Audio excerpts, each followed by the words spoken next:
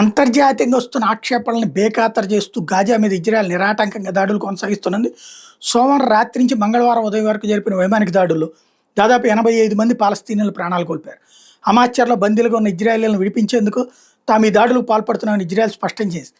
Israel చేపట్టిన తాజా దాడుల్లో ఇప్పటివరకు 300 మందికి పైగా పాలస్తీనా పౌరులు మరణించారు.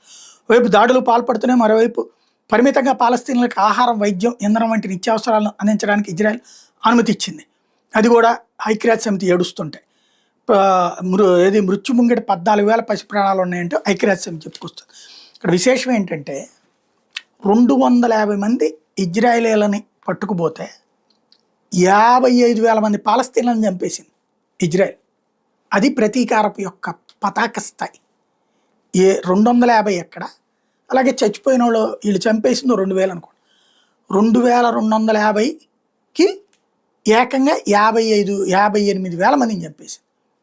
అది పైకి కనబడే లెక్క. ఇంకెంతమందిని చంపారు లెక్క తెలియదు. అది ఇక్కడ ఇజ్రాయెల్ తరహా ప్రతీకారం.